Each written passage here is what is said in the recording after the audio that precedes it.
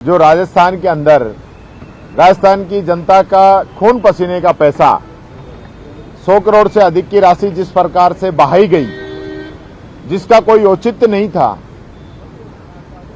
IIFA के नाम पे कितने एक्टर यहां पे आए और ऐसा कहीं नहीं लगा कि हम राजस्थान का प्रमोशन कर रहे हैं।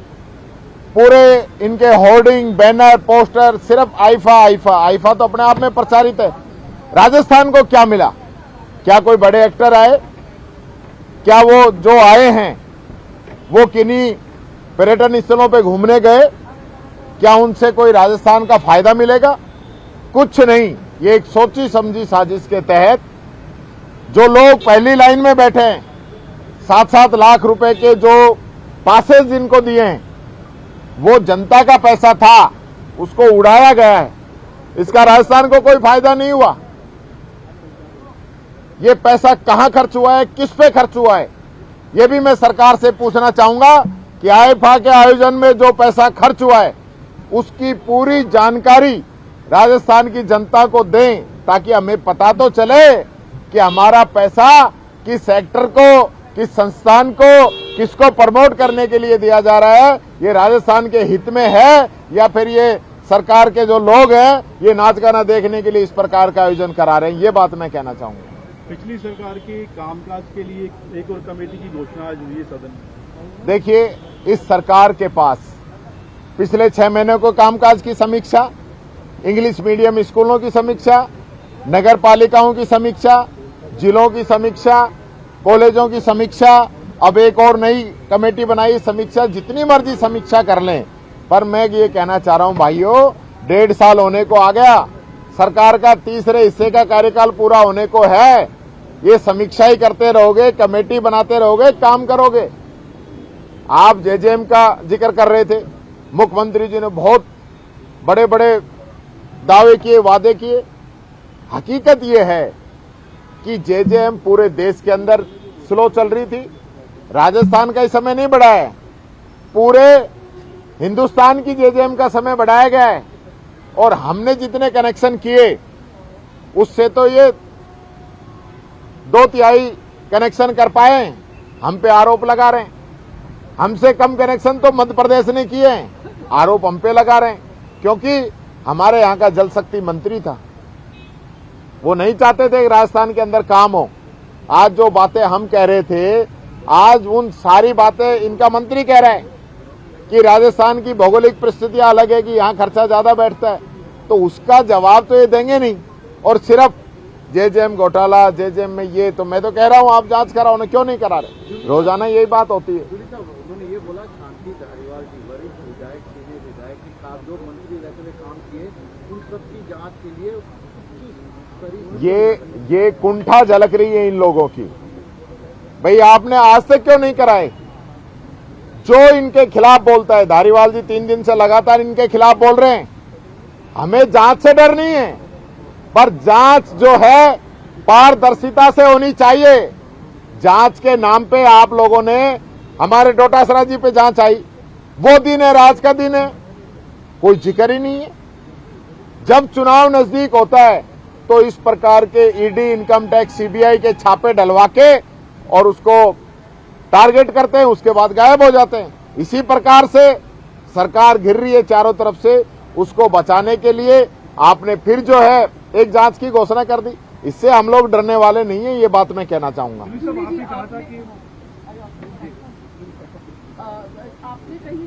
हाउस पे कहा था कि जो आईफा में एक्टर्स आए हैं वो ग्रेड 2 हैं। जी, मैं कहना चाहूंगा शाहरुख खान के अलावा कोई सीनियर एक्टर, चाहे वो अमिताभ बच्चन हो, चाहे सलमान खान हो और अक्षय कुमार हो, ऐसे सैकड़ों जो एक्टर हैं जिनका नाम है पूरे देश के अंदर, विदेश के अंदर, दुनिया के अंदर, जिनके आने से एक, मैं समझता हूं, एक उसका मैसेज आता है, वो तो कोई एक्टर आया ही नहीं।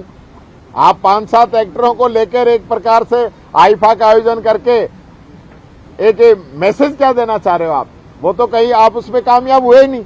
राजस्थान का कोई भला हुआ नहीं, बल्कि उल्टा नुकसान हुआ है। तो टीकाराम जी, मतलब जो एक्टर आए वो आपकी नजरों में दोयम दर्जे के थे? दोयम दर्जे के नहीं भैया, मैं फिर ये बात कहना चाह रहा हूं, शब्दों का अलग अर्थ मत निकालिए।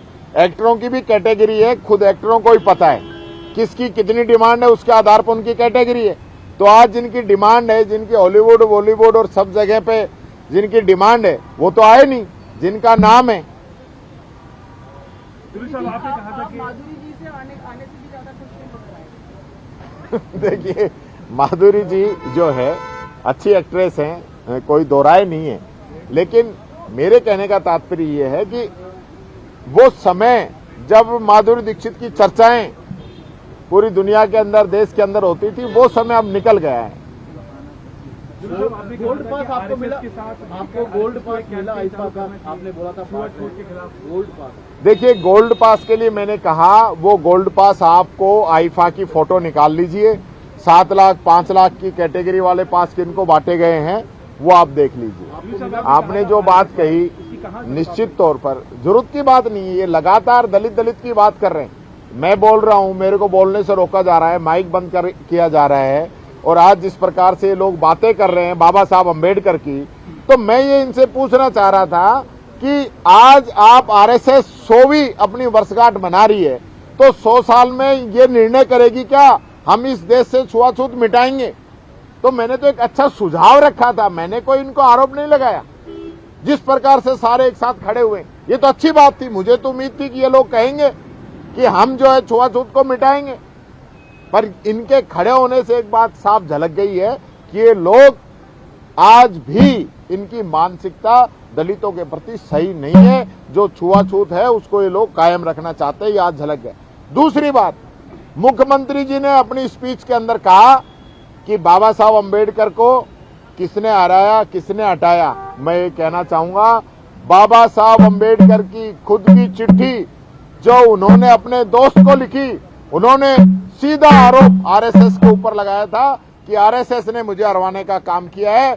जिंदगी में कभी भी आरएसएस पे विश्वास मत करना। ये बाबा साहब अम्बेडकर की चिट्ठी है जो मैं आपको भी दे दूंगा। सीएम साहब का जो मामला जमा नहीं, 2.5 घंटे तक जिस प्रकार से उन्होंने भाषण दिया, वो लगता नहीं कि मुख्यमंत्री इस प्रकार की बातें कर रहे हैं। मेरी कविता की कॉपी करके दूसरी कविता बनाई, उसमें भी मामला नहीं जमा। दूसरा, जो आप बना के लेके आ रहे हो, आपका पद क्या है, आपकी गरिमा क्या है, इससे अच्छा तो कई हमारे एमएलए बोल गए जो मुख्यमंत्री नहीं बोल पाए। आखिरी सवाल था कि एफआरबीएन की लिमिट इस बार तो क्रॉस होते रह गई थी, और अभी जिस तरह के प्रोमिसेस करें तो इस बार सटल लग रहा है कि थोड़ा सा लिमिट के आसपास पहुंचेंगे। देखिए, क्रॉस हो जाएगा। देखिए 100% क्रॉस होगी, क्योंकि पिछली बार जो इनका अंदाजा था उससे ज्यादा एफआरबीएम की लिमिट ये चले गए, और 38.2 जो लास्ट है वहां पे ये लोग पहुंच गए। तब उससे ज्यादा जाते तो क्रॉस होनी है। तो इसलिए इनको कोई आइडिया नहीं है, ये सिर्फ सदन को गुमराह कर रहे हैं। राजस्थान की जनता पे 1-1 लाख का कर्ज इन्होंने भार लाद दिया कर्ज का, और आज जो घोषणाएं की हैं, आधी से ज्यादा तो घोषणाएं वो हैं जिनकी पिछले बजट में घोषणा होगी, पिछले बजट में इकट्ठा दे दिया। मान लो 10 करोड़ की सड़कें विधायकों को दी जाएंगी, अब की बार कह दिया कि वो रिन्यूअल था पिछली बार, अब की बार कर दिया 5 रिन्यूअल और 5 मिसिंग लिंक दी जाएंगी। तो आपने 54 एक दी नहीं। आपने पिछले बजट में कहा कि हम नए जिलों के लिए 1000 करोड़ रुपए देंगे, आज आपने बजट में कह दिया कि हम मिनी सचिवालय बनाएंगे। तो ये वो 1000 करोड़ में ही है, अलग नहीं है, मेरे को पूरा पता है। तो ये जो आंकड़ों का जाल ये जो बना रहे हैं, पिछली बार कुछ कहा था, अब कुछ कहा है। अब बीपीएल को गांव से बाहर निकालने की जो जिस प्रकार से बात की है, 300 करोड़ में 5000 गांवों के बीपीएल कैसे ठीक कर देंगे? मेरे तो ये आइडिया कुछ कम समझ में आ रहा है कि आप 300 करोड़ में 5000 गांवों की गरीबी मिटा दोगे, तो इसका मतलब तो एक बजट का कुछ % में ही पूरे राजस्थान की गरीबी मिट जाएगी। तो फिर ये आंकड़े कहां से लेके आ रहे हो, कौन बना के दे रहा है? हमको ज्ञान दे रहे हो, खुद के आंकड़े तो एक बार समझ लो।